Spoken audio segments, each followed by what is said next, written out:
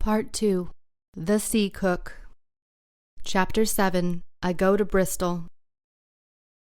It was longer than the squire imagined ere we were ready to set for sea, and none of our first plans, not even Dr. Livesey's of keeping me beside him, could be carried out as we intended. The doctor had to go to London for a physician to take charge of his practice.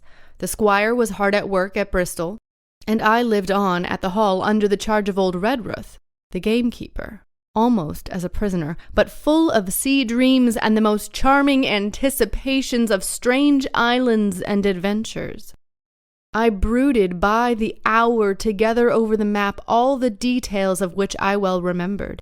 Sitting by the fire in the housekeeper's room, I approached that island in my fancy from every possible direction. I explored every acre of its surface. I climbed 1,000 times to that tall hill they call the Spyglass, and from the top enjoyed the most wonderful and changing prospects. Sometimes the isle was thick with savages, with whom we fought, sometimes full of dangerous animals that hunted us, but in all my fancies nothing occurred to me so strange and tragic as our actual adventures. So the weeks passed on, till one fine day there came a letter addressed to Dr. Livesey with this addition: to be opened in the case of his absence by Tom Redruth or young Hawkins. Obeying this order, we found, or rather I found, for the gamekeeper was a poor hand at reading anything but print, the following important news. Old Anchor Inn, Bristol, March 1, 17. Dear Livesey, as I do not know whether you are at the Hall or still in London, I send this in double to both places. The ship is bought and fitted. She lies at anchor, ready for sea. You never imagined a sweeter schooner. A child might sail her. 200 tons. Name? Hispaniola. I got her through my old friend Blandy, who has proved himself throughout the most surprising trump. The admiral fellow literally slaved in my interest, and so, I may say, did everyone in Bristol, as soon as they got wind of the port we sailed for. Treasure, I mean. Redruth, said I, interrupting the letter, Dr. Livesey will not like that. The squire has been talking, after all. Well, who's a better, right? Growled the gamekeeper. A pretty rum go if squire ain't to talk for Dr. Livesey, I should think. At that, I gave up all attempts at commentary and read straight on.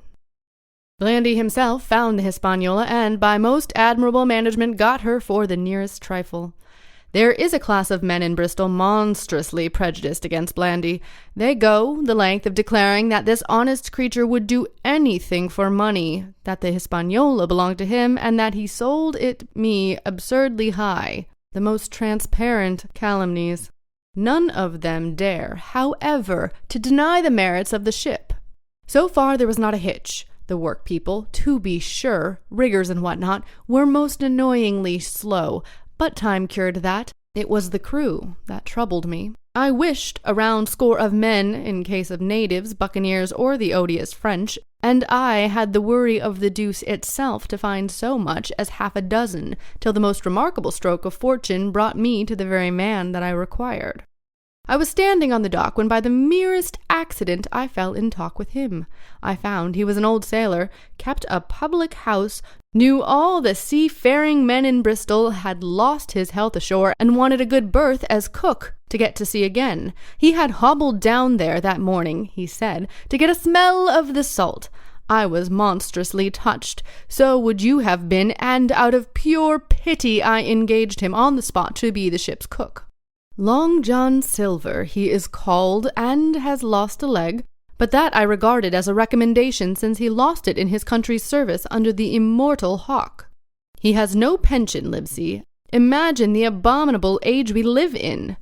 Well, sir, I thought I had only found a cook, but it was a crew I had discovered. Between Silver and myself, we got together in a few days a company of the toughest old salts imaginable, not pretty to look at, but fellows by their faces of the most indomitable spirit. I declare we could fight a frigate. Long John even got rid of 2 out of the 6 or 7 I had already engaged. He showed me in a moment that they were just the sort of freshwater swabs we had to fear in an adventure of importance. I am in the most magnificent health and spirits, eating like a bull, sleeping like a tree, yet I shall not enjoy a moment till I hear my old tarpaulins trampling around the capstan. Seaward ho! Hang the treasure! It's the glory of the sea that has turned my head. So now, Livesey, come post. Do not lose an hour if you respect me. Let young Hawkins go at once to see his mother with Redruth for a guard, and then both come full speed to Bristol. John Trelawney. Postscript. I did not tell you that Blandly, who, by the way, is to send a consort after us if we do not turn up by the end of August, had found an admirable fellow for sailing master, a stiff man which I regret, but in all other respects a treasure. Long John Silver unearthed a very competent man for a mate, a man named Arrow. I have a boatswain who pipes Livesey, so things shall go man-o'-war fashion on board the good ship Hispaniola. I forgot to tell you that Silver is a man of substance. I know of my own knowledge that he has a banker's account which has never been overdrawn. He leaves his wife to manage the inn, and she is a woman of color. A pair of old bachelors like you and I may be excused for guessing that it is the wife, quite as much as the health, that sends him back to roving. J.T. P.P.S. Hawkins may stay one night with his mother. J.T. You can fancy the excitement into which that letter put me. I was half beside myself with glee, and if ever I despised a man, it was old Tom Redruth, who could do nothing but grumble and lament. Any of the under gamekeepers would gladly have changed places with him, but such was not the squire's pleasure, and the squire's pleasure was like law among them all. Nobody but old Redruth would have dared so much as even to grumble. The next morning he and I set on foot for the Admiral Benbow, and there I found my mother in good health and spirits. The captain, who had so long been a cause of so much discomfort, was gone where the wicked cease from troubling. The squire had had everything repaired, and the public rooms and the sign repainted, and had added some furniture, above all, a beautiful armchair for mother in the bar. He had found her a boy as an apprentice also, so that she should not want help while I was gone. It was on seeing that boy that I understood for the first time my situation. I had thought up until that moment of the adventures before me, not at all of the home that I was leaving, and now at the sight of this clumsy stranger who was to stay here in my place beside my mother, I had my first attack of tears. I am afraid I led that boy a dog's life, for as he was new to the work, I had 100 opportunities of setting him right and putting him down, and I was not slow to profit by them. The night passed, and the next day after dinner, Redruth and I were afoot again and on the road. I said goodbye to mother, and the cove where I had lived since I was born, and the dear old Admiral Benbow, since he was repainted, no longer quite so dear. One of my last thoughts was of the captain, who had so often strode by the beach, with his cocked hat, his saber-cut cheek, and his old brass telescope. Next moment we had turned the corner, and my home was out of sight. The mail picked us up about dusk at the Royal George on the Heath.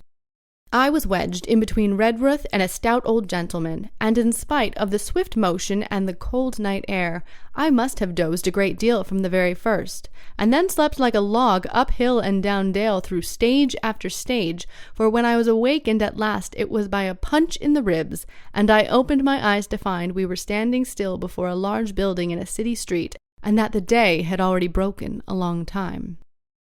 "Where are we?" I asked. "Bristol," said Tom. "Get down." Mr. Trelawney had taken up his residence at an inn far down the docks to superintend the work upon the schooner. Thither we had now to walk, and our way, to my great delight, lay along the quays and beside the great multitude of ships of all sizes and rigs and nations. In one, sailors were singing at their work. In another, there were men aloft, high over my head, hanging to the threads that seemed no thicker than a spider's. Though I had lived by the shore all my life, I seemed never to have been near the sea till then. The smell of tar and salt was something new. I saw the most wonderful figureheads that had been far over the ocean. I saw besides many old sailors with rings in their ears and whiskers curled in ringlets and tarry pigtails and their swaggering, clumsy sea walk. And if I had seen as many kings or archbishops, I could not have been more delighted. and I was going to see myself. To see in a schooner with a piping boatswain and pigtailed singing seamen, to see bound for an unknown island, and to seek for buried treasure. While I was still in this delightful dream, we came suddenly in front of a large inn and met Squire Trelawney, all dressed out like a sea officer, in stout blue cloth, coming out of the door with a smile on his face and a capital imitation of a sailor's walk. "Here you are," he cried, "and the doctor came last night from London. Bravo! The ship's company complete." "Oh, sir," cried I, "when do we sail?" "Sail," says he, "we sail tomorrow." Chapter 8. At the Sign of the Spyglass. When I had done breakfasting, the squire gave me a note addressed to John Silver at the Sign of the Spyglass, and told me I should easily find the place by following the line of the docks and keeping a bright lookout for a little tavern with a large brass telescope for sign. I set off overjoyed at this opportunity to see some more of the ships and seamen, and picked my way among a great crowd of people and carts and bales, for the dock was now at its busiest, until I found the tavern in question. It was a bright enough little place of entertainment. The sign was newly painted, the windows had neat red curtains, the floor was clearly sanded.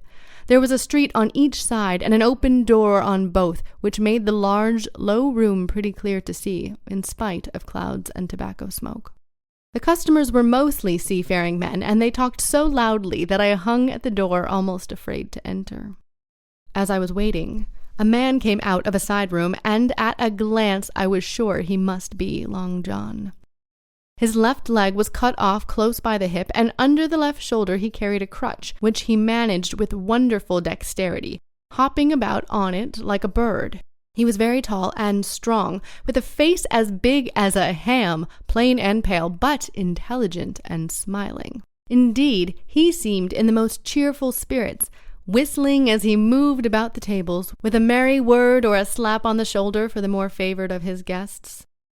Now, to tell you the truth, from the very first mention of Long John in Squire Trelawney's letter, I had taken a fear in my mind that he might prove to be the very one-legged sailor whom I had watched for so long in the old Benbow. But one look at the man before me was enough.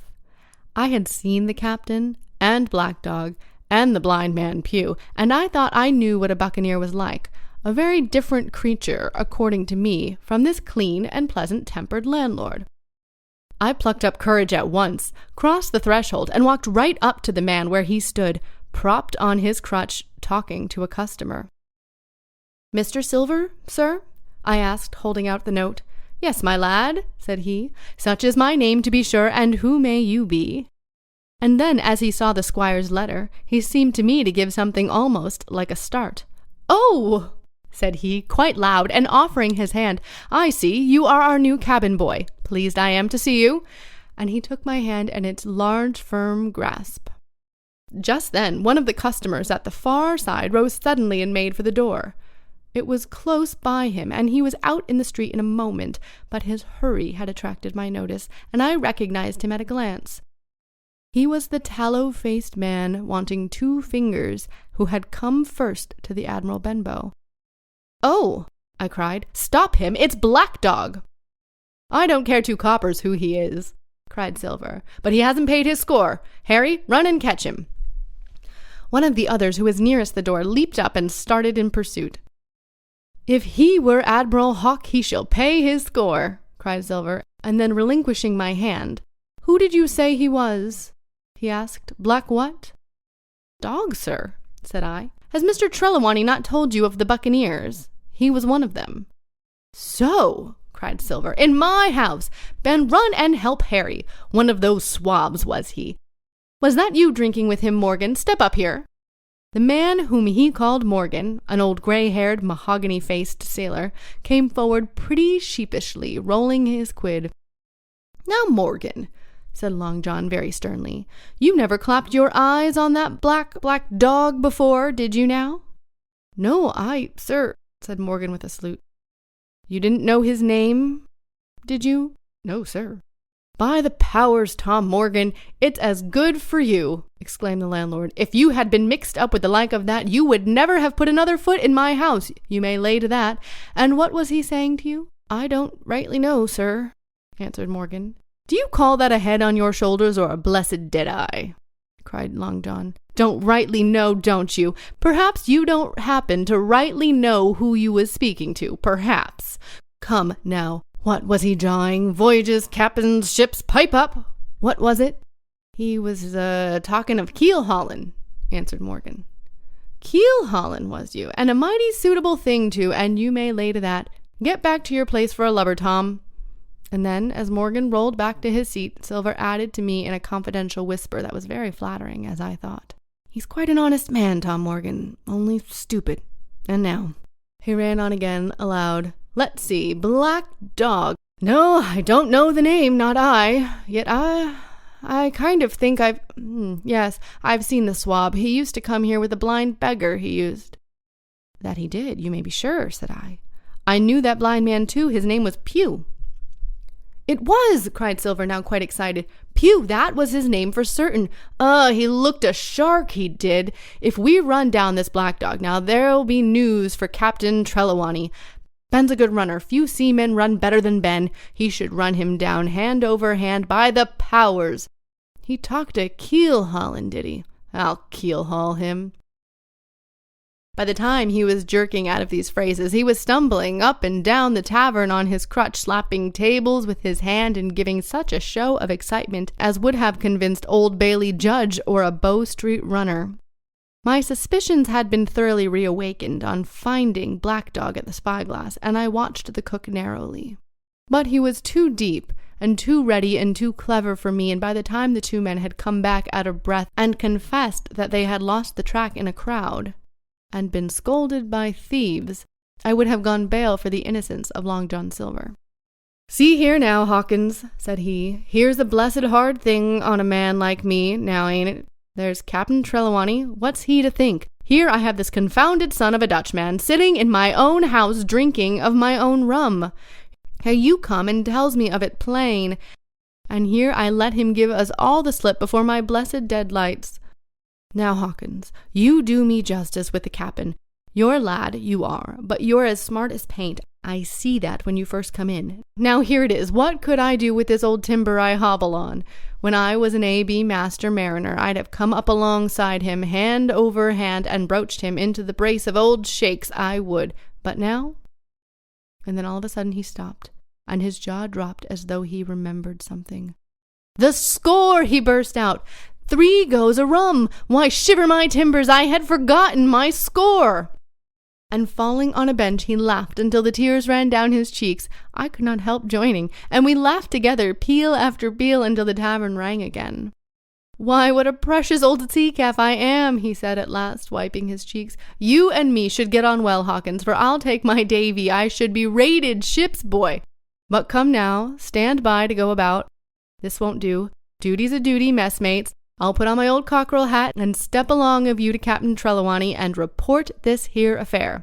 For mind you, it's serious, young Hawkins, and neither you nor me's come out of it with what I should make so bold as to call credit. Nor you neither, says you, not smart, none of the pair of us smart, but dash my buttons, that was a good un about my score."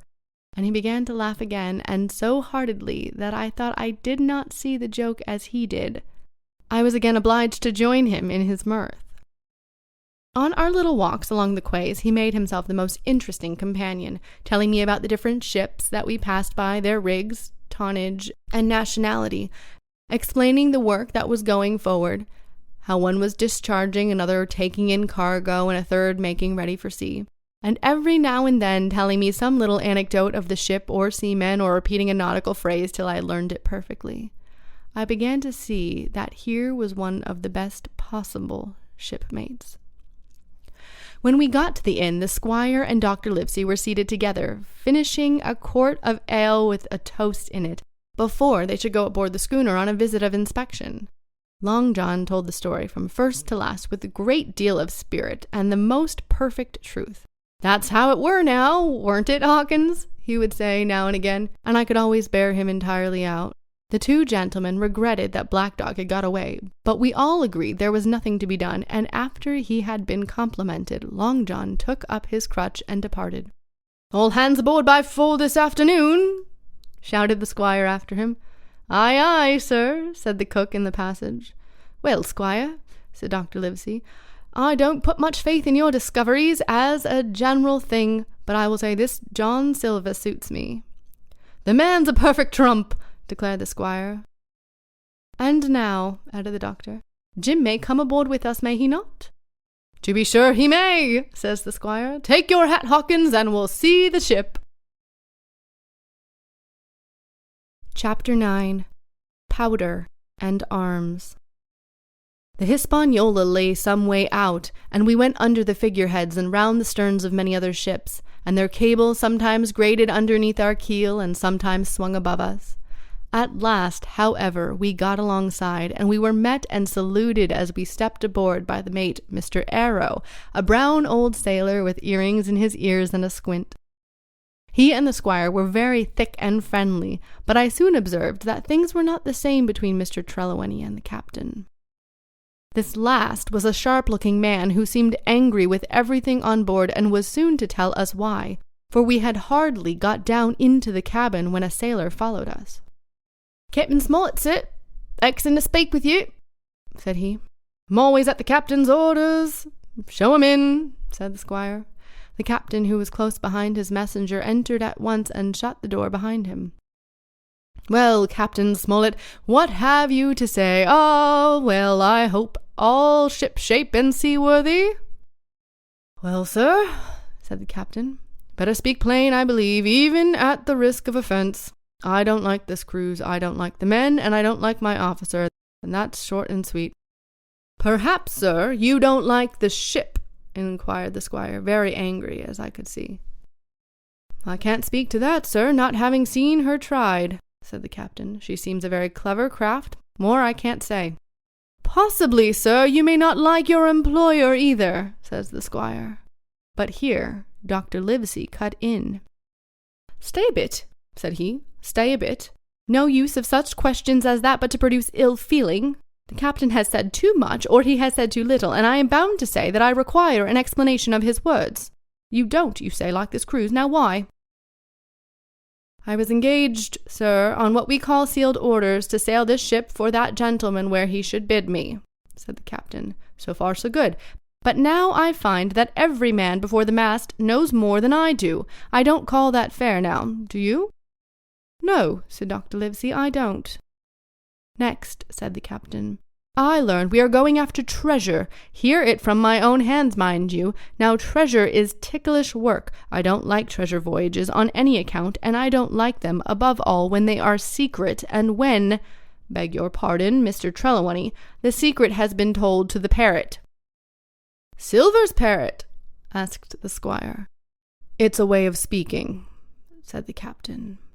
"Blabbed, I mean. It's my belief neither of you gentlemen know what you are about, but I'll tell you my way of it. Life or death, and a close run." "That is all clear, and I dare say true enough," replied Dr. Livesey. "We take the risk, but we are not so ignorant as you believe us. Next, you say you don't like the crew. Are they not good seamen?" "I don't like them, sir," returned Captain Smollett, "and I think I should have had the choosing of my own hands, if you go to that." "Perhaps you should," replied the doctor. "My friend should perhaps have taken you along with him, but the slight, if there be one, was unintentional. And you don't like Mr. Arrow?" "I don't, sir. I believe he's a good seaman, but he's too free with the crew to be a good officer. A mate should keep himself to himself, shouldn't drink with the men before the mast." "Do you mean he drinks?" cried the squire. "No, sir," replied the captain, "only that he's too familiar." "Well, now, and the short and long of it, captain?" asked the doctor. "Tell us what you want." "Well, gentlemen, you are determined to go on this cruise?"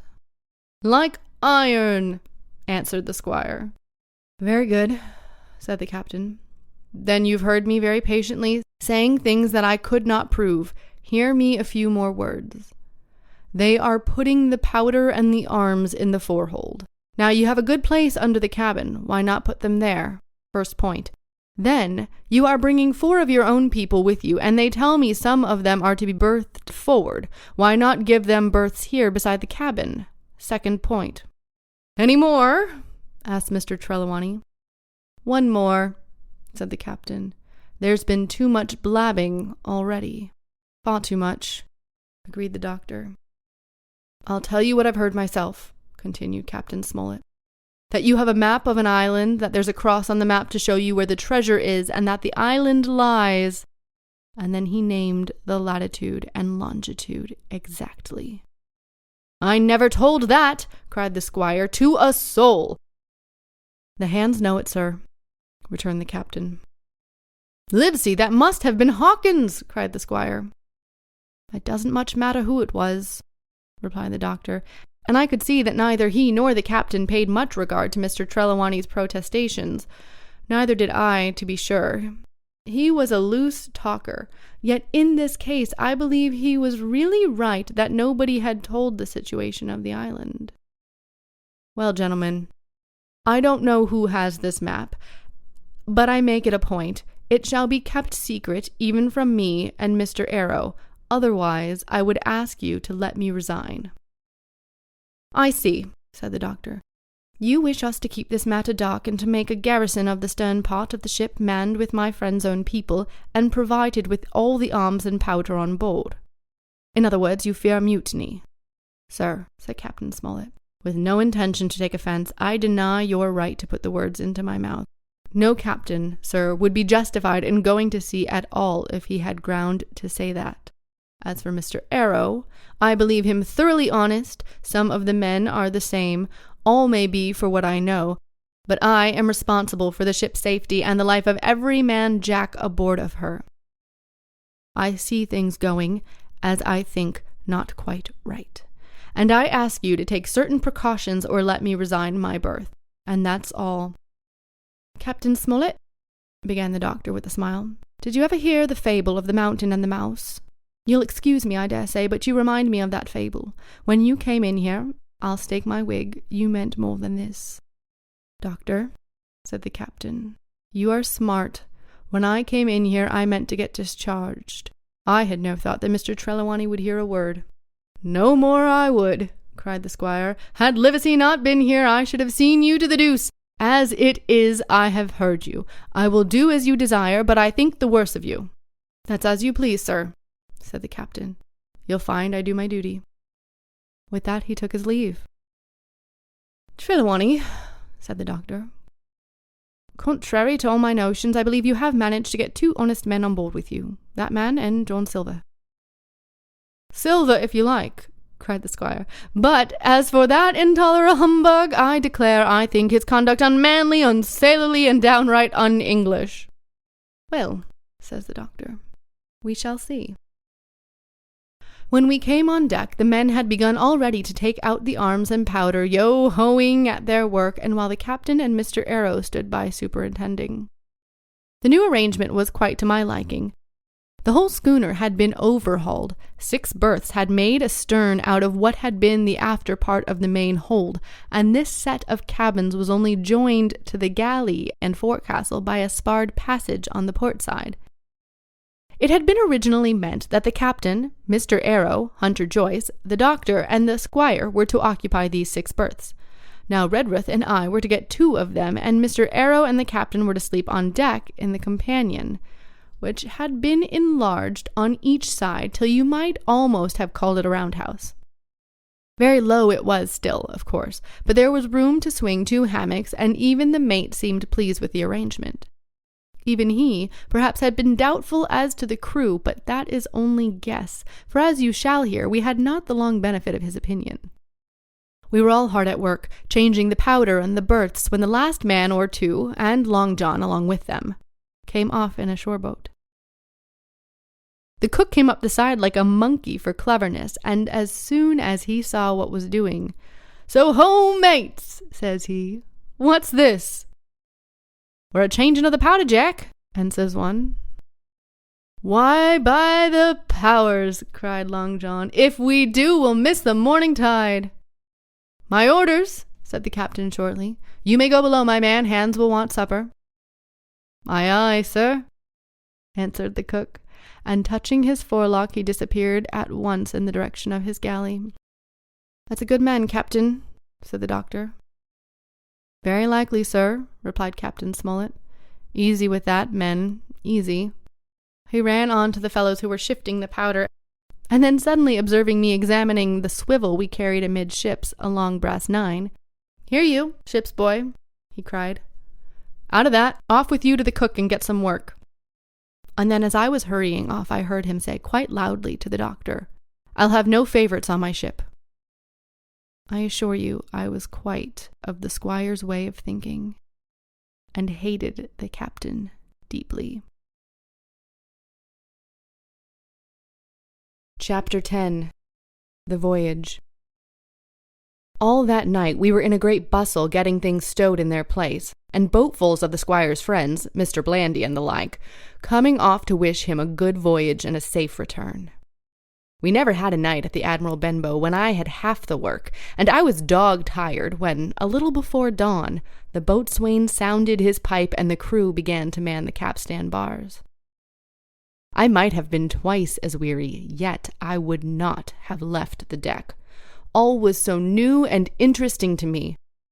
The brief commands, the shrill note of the whistle, the men bustling to their places in the glimmer of the ship's lanterns. "Now, barbecue! Tip us a stave!" cried one voice. "The old one!" cried another. "Aye, aye, mates!" said Long John, who was standing by with his crutch under his arm, and at once broke out in the air in words I knew so well. 15 men on the dead man's chest, and the whole crew bore chorus, "Yo-ho-ho, and a bottle of rum!" And at the third ho, drove the bars before them with a will. Even at that exciting moment it carried me back to the old Admiral Benbow in a second, and I seemed to hear the voice of the captain piping in the chorus. But soon the anchor was short up, soon it was hanging dripping at the bows, soon the sail began to draw and the land and shipping to flit by on either side, and before I could lie down to snatch an hour of slumber, the Hispaniola had begun her voyage to the Isle of Treasure. I'm not going to relate that voyage in detail. It was fairly prosperous. The ship proved to be a good ship, the crew were capable seamen, and the captain thoroughly understood his business. But before we came the length of Treasure Island, 2 or 3 things had happened which require to be known. Mr. Arrow, first of all, turned out even worse than the captain had feared. He had no command among the men, and people did what they pleased with him. But that was by no means the worst of it. For after a day or 2 at sea, he began to appear on deck with hazy eye, red cheeks, stuttering tongue, and other marks of drunkenness. Time after time he was ordered below in disgrace. Sometimes he fell and cut himself. Sometimes he lay all day long in his little bunk at one side of the companion. Sometimes for a day or 2 he would be almost sober and attend to his work, at least passably. In the meantime, we could never make out where he got the drink. That was the ship's mystery. Watch him as we pleased, we could do nothing to solve it, and when we asked him to his face, he would only laugh if he were drunk, and if he were sober, deny solemnly that he had ever tasted anything but water. He was not only useless as an officer and a bad influence among the men, but it was plain that at this rate he must soon kill himself outright. So nobody was much surprised, nor very sorry, when one dark night, with a head sea, he disappeared entirely and was seen no more. "Overboard," said the captain. "Well, gentlemen, that saves the trouble of putting him in irons." But there we were, without a mate, and it was necessary, of course, to advance one of the men. The boatswain, Job Anderson, was the likeliest man aboard, and though he kept his old title, he served in a way as mate. Mr. Trelawney had followed the sea, and his knowledge made him very useful, for he often took a watch himself in easy weather. And the coxswain, Israel Hands, was a careful, wily, old, experienced seaman who could be trusted at a pinch with almost anything.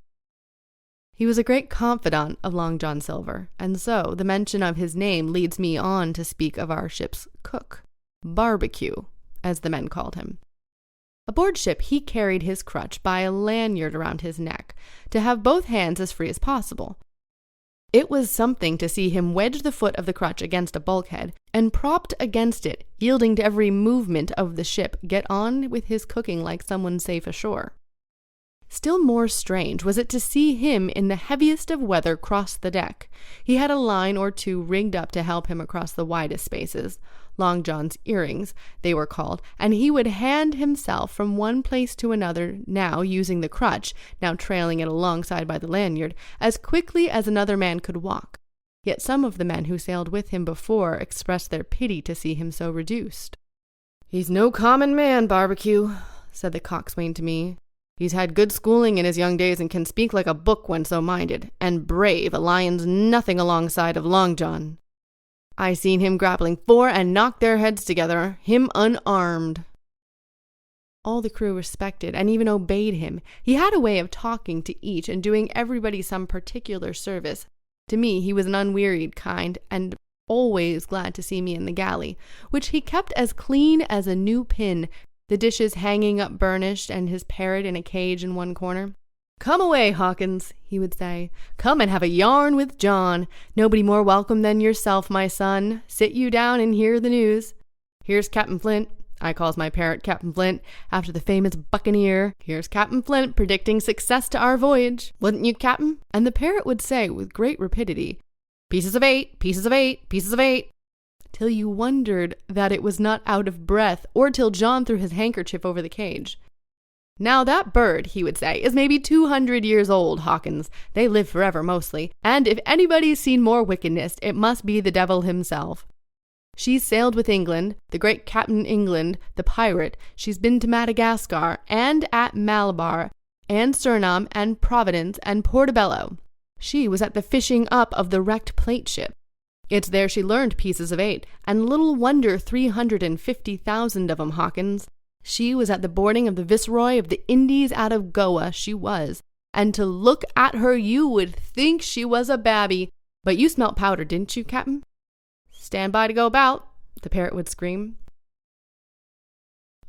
She's a handsome craft, she is," the cook would say, and give her sugar from his pocket, and then the bird would peck at the bars and swear straight on, passing belief for wickedness. "There," John would add, "you can't touch pitch and not be mucked, lad. Here's this poor old innocent bird of mine swearing blue fire, and none the wiser, you may lay to that." She would swear the same, in a manner of speaking, before Chaplain, and John would touch his forelock with a solemn way he had that made me think he was the best of men. In the meantime, the squire and Captain Smollett were still on pretty distant terms with one another. The squire made no bones about the matter. He despised the captain. The captain, on his part, never spoke but when he was spoken to, and then sharp and short and dry, and not a word wasted. He owned, when driven into a corner, that he seemed to have been wrong about the crew, that some of them were as brisk as he wanted to see, and all had behaved fairly well. As for the ship, he had taken a downright fancy to her. "She'll lie a point nearer the wind than a man has a right to expect of his own married wife, sir. But," he would add, "all I say is we're not home again, and I don't like the cruise." The squire, at this, would turn away and march up and down the deck, chin in air. "Trifle more of that, man," he would say, "and I shall explode."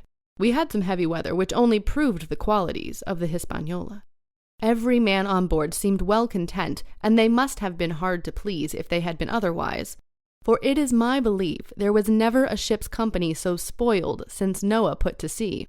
Double grog was going on the least excuse. There was a duff on odd days, as, for instance, if the squire had heard it was any man's birthday, and always a barrel of apples standing broached in the waist for anyone to help himself that had a fancy. "Never knew good come of it yet," the captain said to Dr. Livesey. "Spoil forecastle hands make devils. That's my belief." But good did come of the apple barrel, as you shall hear, for if it had not been for that, we should have had no note of warning, and might have been perished by the hand of treachery. This was how it came about. We had run up the trades to get the wind of the island we were after.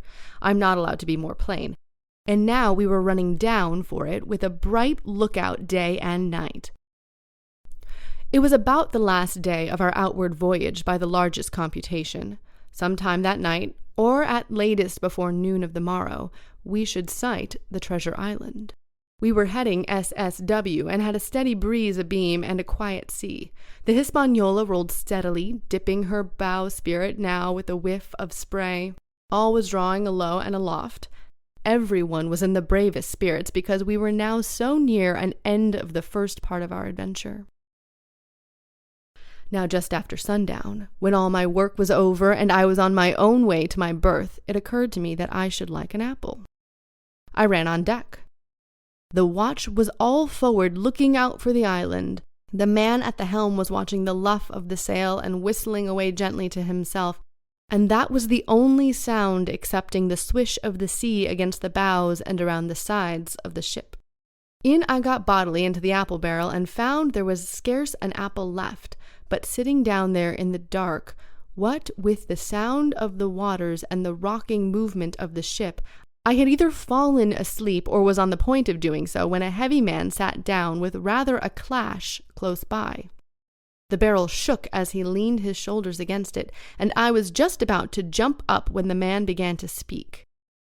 It was Silver's voice, and before I had heard a dozen words, I would not have shown myself for all the world, but lay there, trembling and listening in the extreme of fear and curiosity. For from these dozen words I understood that the lives of all the honest men aboard depended upon me alone. Chapter 11. What I Heard in the Apple Barrel. No, not I, said Silver. Flint was captain, I was quartermaster along with my timber leg. The same broadside I lost my leg, old Pugh lost his deadlights.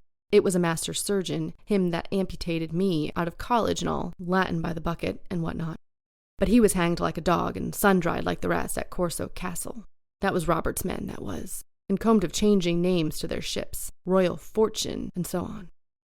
Now, what a ship was christened, so let her stay, I says.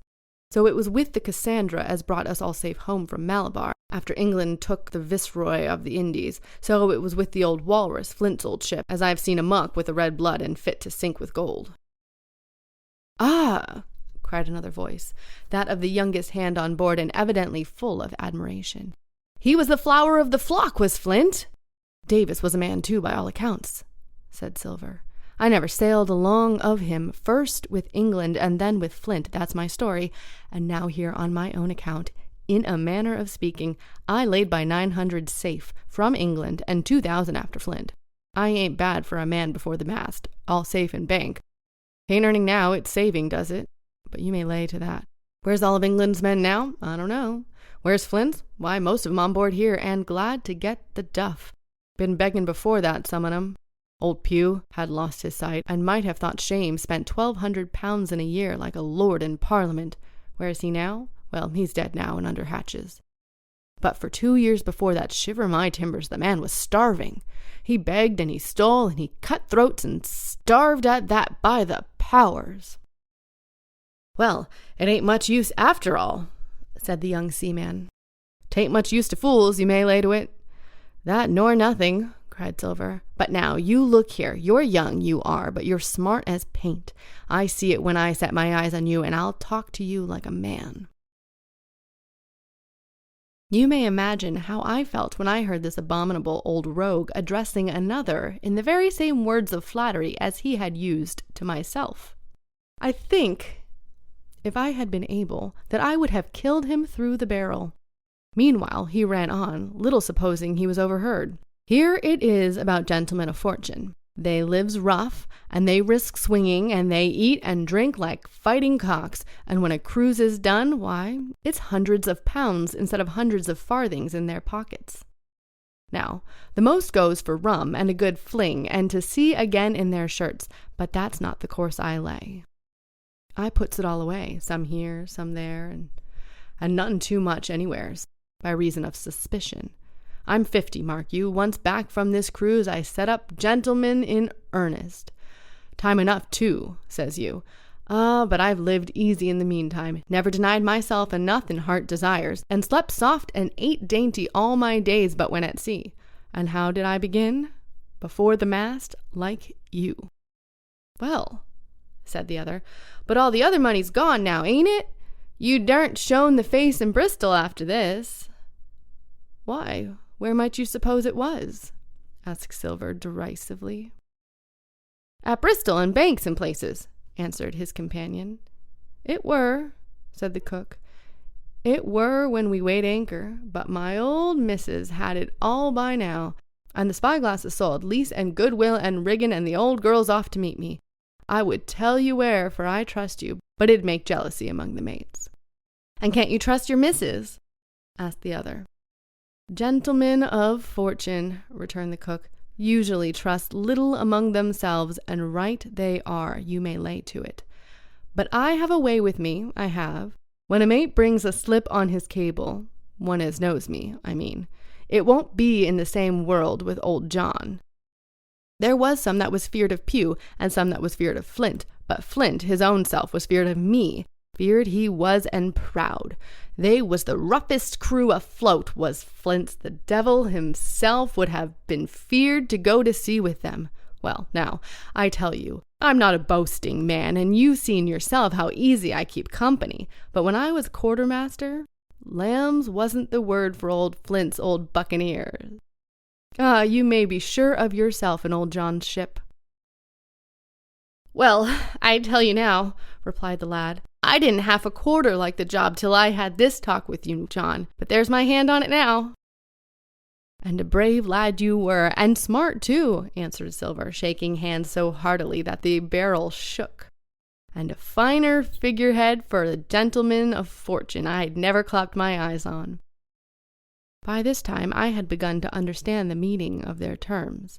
By a gentleman of fortune, they plainly meant neither more nor less than a common pirate, and the little scene I had overheard was the last act in the corruption of one of the honest hands, perhaps of the last one left aboard.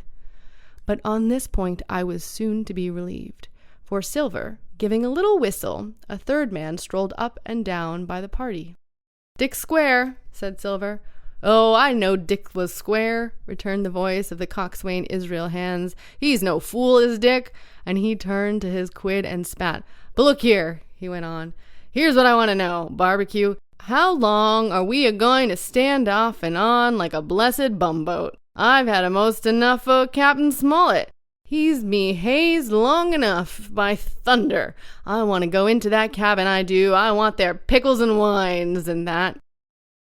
"Israel," said Silver, "your head ain't much account, nor ever was, but you're able to hear, I reckon. Leastways, your ears is big enough. Now, here's what I say. You'll berth forward, and you'll live hard, and you'll speak soft, and you'll keep sober till I give the word, and you may lay to that, my son." "Well, I don't say no, do I?" growled the coxswain. "What I say is when, that's what I say." "When, by the powers!" cried Silver. "Well, now, if you want to know, I'll tell you when. The last moment I can manage, and that's when. Here's a first-rate seaman, Captain Smollett, sails the blessed ship for us. Here's the squire and doctor with a map and such. By thunder, I don't know where it is, do I? No more do you, says you. Well then, I mean this squire and doctor shall find the stuff and help us to get it aboard, by the powers, and then we'll see. If I was sure of you all, sons of double Dutchmen, I'd have Captain Smollett navigate us halfway back again before I struck." "Why, we're all seamen aboard here, I should think," said the lad Dick. "We're all forecastle hands, you mean," snapped Silver. "We can steer a course, but who's to set one? And that's what all you gentlemen split on.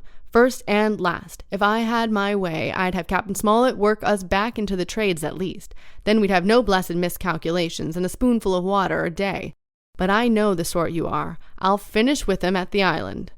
As soon's the blunt's on board, and pity it is, but you're never happy till you're drunk. Split my sides, I've a sick heart to sail with the likes of you." "Easy all along, John. Who's a-crossin' of you?" "Well, how many tall ships, think ye, now have I seen laid aboard? And how many brisk lads drying in the sun at Execution Dock?" cried Silver. "And all of this same hurry and hurry and hurry, you hear me? I seen a thing or two at sea, I have. If you would only lay your course and a pint to windward, you would ride in carriages, you would. But not you. I know you. You'll have your mouth full of rum tomorrow and go hang. Everyone knowed you was a kind of chaplain, John, but there's others as could hand and steer as well as you," said Israel. "They liked a bit of fun, they did. They wasn't so high and dry nohow, but took their fling like jolly companions every one." "So?" said Silver.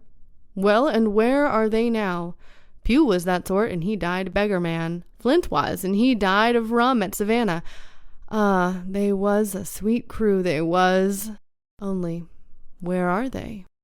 "But," asked Dick, "when we do lay 'em athwart, what are we to do with 'em, anyhow?" "There's the man for me," cried the cook admiringly. "That's what I call business. Well, what would you think? Put 'em ashore like maroons? That would have been England's way, or cut 'em down like that much pork. That would have been Flint's, or Billy Bones." "Billy was the man for that," said Israel. "Dead man don't bite," says he. Well, he's dead now hisself. He knows the long and short of it now. And if ever a rough hand came to port, it was Billy. "Right you are," said Silver, "rough and ready. But mark you here, I'm an easy man. I'm quite the gentleman, says you. This time it's serious. Duty is duty, mates. I give my vote. Death. When I'm in Parliament and riding in my coach, I don't want none of these sea lawyers in the cabin a-comin' home unlooked for like the devil at prayers. Wait is what I say, but when the time comes, why, let her rip." "John," cries the coxswain, "you're a man." "You'll say so, Israel, when you see," said Silver. "Only one thing I claim. I claim Trelawney. I'll wring his calf's head off his body with these hands, Dick," he added, breaking off. "You just jump up like a sweet lad and get me an apple to wet my pipe like.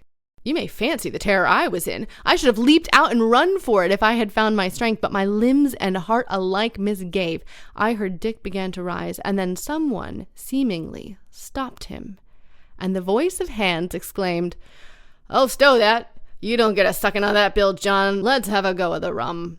"Dick," said Silver, "I trust you. I've a gauge on the keg, mind. There's a key. You fill a pannikin and bring it up."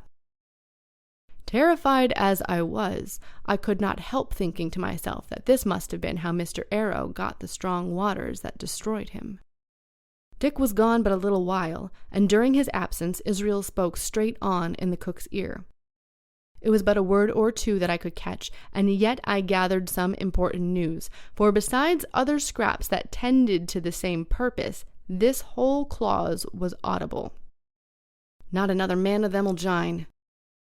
Hence, there were still faithful men on board. When Dick returned, one after another of the trio took the pannikin and drank. One to luck, another with a "Here's to the old Flint," and Silver himself sang in a kind of song, "Here's to ourselves, and hold your luff, plenty of prizes and plenty of duff." Just then a sort of brightness fell upon me in the barrel, and looking up I found the moon had risen and was silvering the mizzen top and shining white on the luff of the foresail. And almost at the same time the voice of the lookout shouted, "Land ho!" Chapter 12. Council of War. There was a great rush of feet across the deck. I could hear people tumbling up from the cabin and the forecastle, and slipping in an instant outside my barrel, I dived behind the foresail, made a double towards the stern, and came out upon the open deck in time to join Hunter and Dr. Livesey in the rush for the weather bow. There, all hands were already congregated. A belt of fog had lifted almost simultaneously with the appearance of the moon. Away to the southwest of us we saw two low hills, about a couple of miles apart, and rising behind one of them a third and higher hill, whose peak was still buried in fog. All three seemed sharp and conical in figure. So much I saw, almost in a dream, for I had not yet recovered from my horrid fear of a minute or two before. And then I heard the voice of Captain Smollett issuing orders. The Hispaniola was laid a couple of points nearer the wind and now sailed a course that would just clear the island on the east. "And now, men," said the captain when all was sheeted home, "has any one of you ever seen that land ahead?" "I have, sir," said Silver. "I've watered there with a trader I was cooking." "The anchorage is on the south behind an islet, I fancy?" asked the captain. "Yes, sir, Skeleton Island, they call it. It were a main place for pirates once, and a hand we had on board knowed all their names for it. That hand to the north'ard they calls the foremast hill, and there are 3 hills in a row running south'ard, fore, main, and mitzen, sir, but the main, that's the big un, with the cloud on it, they usually calls the spyglass, by reason of a lookout they kept when they was in the anchorage cleaning, for at there they cleaned their ship, sir, asking your pardon." "I have a chart here," says Captain Smollett. "See if that's the place." Long John's eyes burned in his head as he took the chart, but by the fresh look of the paper I knew he was doomed to disappointment. This was not the map we found in Billy Bones' chest, but an accurate copy, complete in all things, names and heights and soundings, with a single exception of the red crosses and the written notes. Sharp as must have been his annoyance, Silver had the strength of mind to hide it. "Yes, sir," said he, "this is the spot, to be sure, and very prettily drawed out. Who might have done that, I wonder? The pirates were too ignorant, I reckon. Aye, here it is, Cap Kidd's anchorage, just the name my shipmate called it. There's a strong current runs along the south, and then away nor'ard up the west coast. Right you was, sir," says he, "to haul your wind and keep the weather of the island. Leastways, if such was your intention as to enter and careen, and there ain't no better place for that in these waters." "Thank you, my man," said Captain Smollett. "I'll ask you later on to give us help. You may go." I was surprised at the coolness with which John avowed his knowledge of the island, and I own I was half frightened when I saw him drawing nearer to myself. He did not know, to be sure, that I had overheard his counsel from the apple barrel, and yet I had by this time taken such a horror of his cruelty, duplicity, and power that I could scarce conceal a shudder when he laid his hand upon my arm. "Ah," says he, "this here is a sweet spot, this island, a sweet spot for a lad to get ashore on. You'll bathe, and you'll climb trees, and you'll hunt goats, you will, and you'll get aloft on them hills like a goat yourself. Why, it makes me young again. I was going to forget my timber leg, I was. It's a pleasant thing to be young and have 10 toes, and you may lay to that. When you want to get a bit of exploring, you just ask old John, and he'll put up a snack for you to take along." And clapping me in the friendliest way upon the shoulder, he hobbled off forward and went below. Captain Smollett, the squire, and Dr. Livesey were talking together in the quarter-deck, and anxious as I was to tell them my story, I durst not interrupt them openly. While I was still casting about in my thoughts to find some probable excuse, Dr. Livesey called me to his side. He had left his pipe below, and being a slave to tobacco had meant that I should fetch it. But as soon as I was near enough to speak and not to be overheard, I broke immediately. "Doctor, let me speak. Get the captain and squire down to the cabin, and then make some pretense to send for me. I have terrible news." The doctor changed countenance a little, but the next moment he was master of himself. "Thank you, Jim," he said quite loudly. "That was all I wanted to know," as if he had asked me a question. And with that he turned on his heel and rejoined the other 2. They spoke together for a little, and though none of them started or raised his voice, or so much as whistled, it was plain enough that Dr. Livesey had communicated my request, for the next thing that I heard was the captain giving an order to Job Anderson, and all hands were piped on deck. "My lads," said the Captain Smollett, "I've a word to say to you. This land that we have sighted is the place that we have been sailing for. Mr. Trelawney, being a very open-handed gentleman, as we all know, has just asked me a word or two, and I was able to tell him that every man on board has done his duty alow and aloft, as I never asked to see it done better. Why, he and I and the doctor are going below to the cabin to drink your health and luck, and you'll have grog served out for you to drink our health and luck. I'll tell you what I think of this. I think it handsome, and if you think as I do, you'll give a good sea cheer for the gentleman that does it." The cheer followed, That was a matter of course, but it rang out so full and hearty that I confess I could hardly believe these same men were plotting for our blood. "One more cheer for Captain Smollett!" cried Long John when the first had subsided, and this also was given with will. On the top of that, the 3 gentlemen went below, and not long after, word was sent forward that Jim Hawkins was wanted in the cabin. I found them all 3 seated round the table, a bottle of Spanish wine and some raisins before them, and the doctor smoking away with his wig on his lap, and that, I knew, was a sign that he was agitated.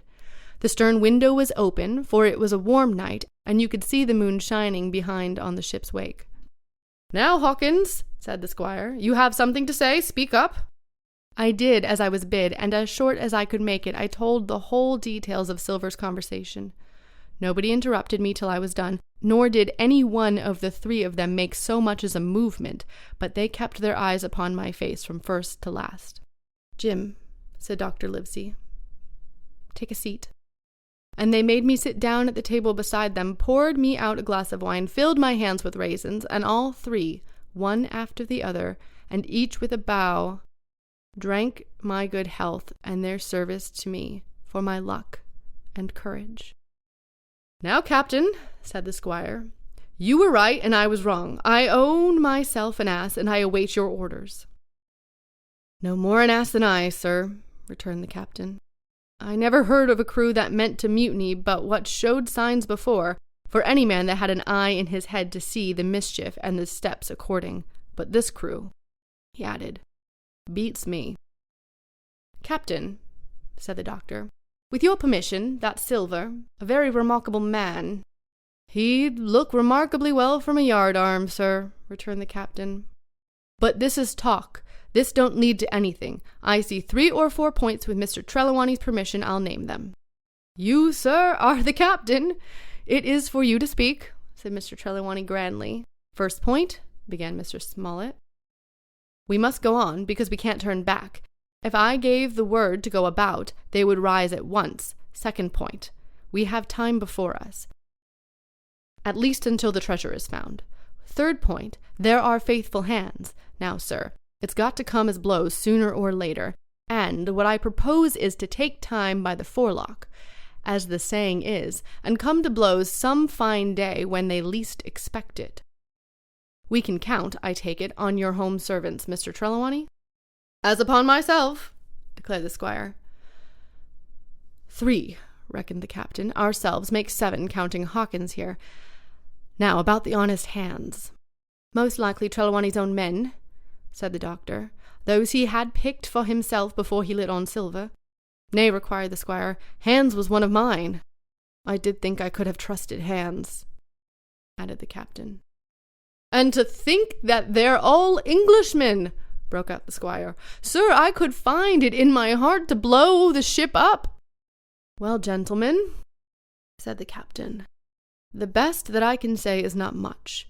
We must lay to, if you please, and keep a bright lookout. It's trying on a man, I know. It would be pleasanter to come to blows, but there's no help for it till we know our men. Lay to and whistle for a wind. That's my view. Jim here," said the doctor, "can help us more than anyone. The men are not shy with him, and Jim is a noticing lad." "Hawkins, I put prodigious faith in you," added the squire. I began to feel pretty desperate at this, for I felt altogether helpless, and yet, by an odd train of circumstances, it was indeed through me that safety came.